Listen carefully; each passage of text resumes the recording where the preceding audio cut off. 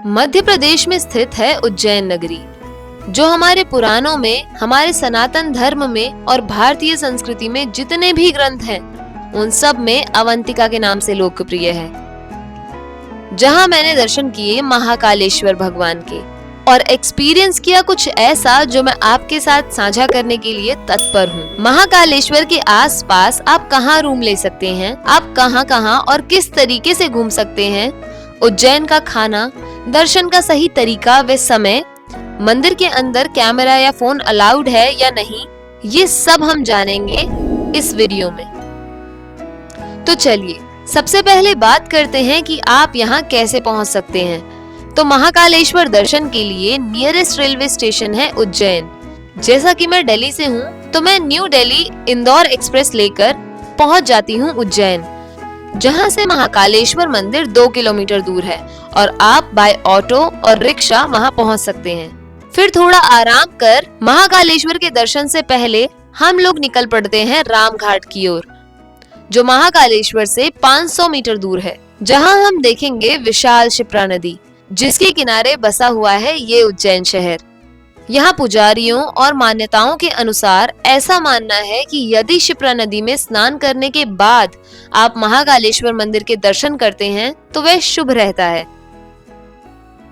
और शिप्रा घाट के आसपास आप घूम सकते हैं, अपना समय बिता सकते हैं, लेकिन ध्यान रहे अगर आप स्नान के लिए घाट पर जा रहे हैं, सावधानी पूर्वक क्रियाएं करिएगा। राम घाट के बाद हम बढ़ेंगे महाकालेश्वर मंदिर, जहां तक आप हरसिद्धि माता मंदिर को पार करते हुए पैदल भी जा सकते हैं। महाकालेश्वर मंदिर में एंट्री करते ही हमने सबसे पहले घूमा महाकाल कॉरिडोर, जहां हमने देखी ये विशाल प्रतिमाएं, जो महाकाल कॉरिडोर में भगवान शिव से जुड़ी अलग अलग कथाओं को बहुत बढ़िया से उकेर रही थी। हर प्रतिमा शिव जी से जुड़ी कोई न कोई कथा कह रही थी। ये अलग अलग खूबसूरत मूर्तियां, पार्किंग सर्विसेज और यहाँ बनी ये धर्मशाला, यहाँ आने वाले भक्तों को घूमने और दर्शन के दौरान एक बहुत खास अनुभव देती है। ये महाकाल कॉरिडोर जितना खूबसूरत है उतना ही ज्ञानवर्धक भी है, क्योंकि यहाँ जितनी भी मूर्तियां हैं उनकी सबकी अपनी अपनी एक कहानी है, जिसे जानने के लिए आप मूर्तियों के नीचे दिए बारकोड को स्कैन कर पढ़ भी सकते हैं और सुन भी सकते हैं। जब आप कॉरिडोर से महाकाल के दर्शन के लिए आगे बढ़ेंगे तो आपकी नजरें कॉरिडोर की प्रतिमाओं पर ही आकर अटक जाएंगी। और सच कहूँ तो मैं तो आपको यही सजेस्ट करूंगी कि आप कॉरिडोर रात में ही घूमें, क्योंकि रात को जो रूप आपको कॉरिडोर का देखने को मिलेगा उसका 10% भी दिन में नहीं रहता है। दिन में आप केवल प्रतिमाएं देखेंगे, लेकिन रात में तो महाकाल कॉरिडोर में लगी सभी मूर्तियां जैसे बोलने लगती हैं। और पूरे महाकाल कॉरिडोर में बैकग्राउंड में चलता मृत्युंजय मंत्र आपको बेहद शांति देगा। अब हम बढ़ेंगे मंदिर दर्शन की ओर, जिसे आप 2 तरीकों से कर सकते हैं। पहला, कतार में लगकर फ्री दर्शन, और अन्य वीआईपी दर्शन, जिसका प्राइस 250 रुपए प्रति व्यक्ति रहता है। वीआईपी दर्शन का मात्र इतना मतलब है कि आप कम से कम समय में महाकालेश्वर भगवान के दर्शन आसानी से कर सके।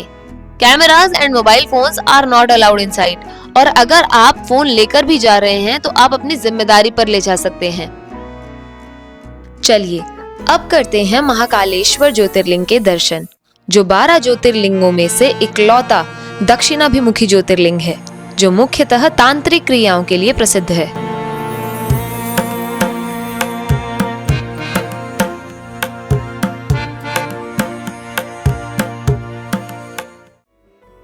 महाकालेश्वर मंदिर के आसपास आपको कई और दर्शनीय स्थल देखने को मिलेंगे, जिनमें से प्रमुख है हरसिद्धि माता मंदिर और 4 धाम मंदिर। इसके अलावा महाकालेश्वर मंदिर के बिल्कुल पास में ही स्थित है विक्रमादित्य का टीला, जो प्राचीन भारत के महान सम्राट थे और उनकी राजधानी थी उज्जैन। उज्जैन में राजा विक्रमादित्य के बाद कोई राजा नहीं हुआ, और माना जाता है कि उज्जैन में केवल एक ही राजा रह सकते हैं, और वह है स्वयं महाकाल। उन्हीं को यहाँ का राजा माना जाता है, इसलिए कोई और राजा यहाँ ठहर नहीं सकता। जिस वजह से राजा भोज के काल के बाद से ही यहाँ किसी भी राजा ने रात नहीं गुजारी। और इसी प्रथा को आज भी राजा, मुख्यमंत्री और प्रधानमंत्री तक मानते हैं और यहाँ रात नहीं गुजारते। अब जब आप उज्जैन आते हैं तो विक्रमादित्य का टीला भी जरूर घूमिएगा। हरसिद्धि माता मंदिर व चार धाम मंदिर की एक सेपरेट वीडियो जल्द ही आपको इसी चैनल पर देखने को मिलेगी। कहते हैं एमपी का पोहा बहुत बढ़िया होता है, और था भी, बस हल्का मीठा था। फिर क्या, फिर कुछ चटपटा खाने का मन किया तो मैंने समोसे मंगाए, तो समोसे की आलू स्टफिंग भी मीठी थी। शाम के खाने में कड़ी भी मीठी थी। इतना मीठा खाने के बाद मैंने चटपटे मसाले वाले अमरूद खाए, तब थोड़ा ठीक लगा। लेकिन बजट में अच्छा और बढ़िया खाने के लिए आप महाकालेश्वर भक्ति निवास की ओर से बाहर निकलकर वहाँ एक मार्केट है, उधर अच्छा खा सकते हैं। वहाँ खाना बढ़िया था।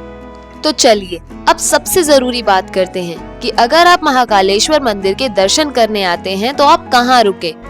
तो हम सबसे पहले आपको सजेस्ट करेंगे यहाँ की सबसे उत्तम और महाकाल कॉरिडोर में ही बनी हुई धर्मशाला, जिसका नाम है महाकालेश्वर भक्त निवास धर्मशाला।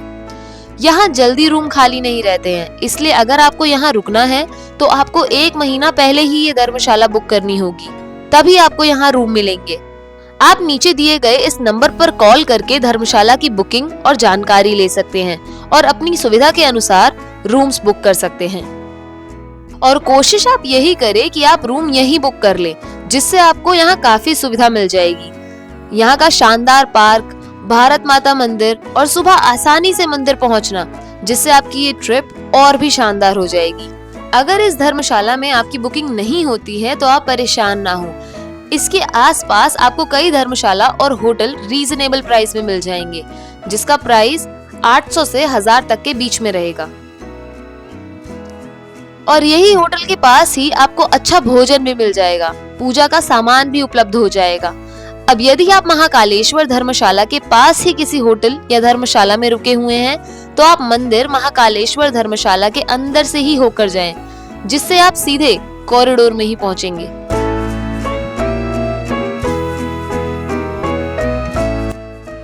तो जी ये था हमारा उज्जैन महाकालेश्वर का अनुभव। आपको ये वीडियो कैसी लगी और कितनी हेल्पफुल रही, ये आप कमेंट बॉक्स में जरूर बताइएगा। और ऐसी ही इंफॉर्मेटिव वीडियोस के लिए चैनल सब्सक्राइब कर लीजिएगा और बेल आइकन भी जरूर दबा लीजिएगा। और हाँ, आप सभी को शिवरात्रि की बहुत बहुत शुभकामनाएं।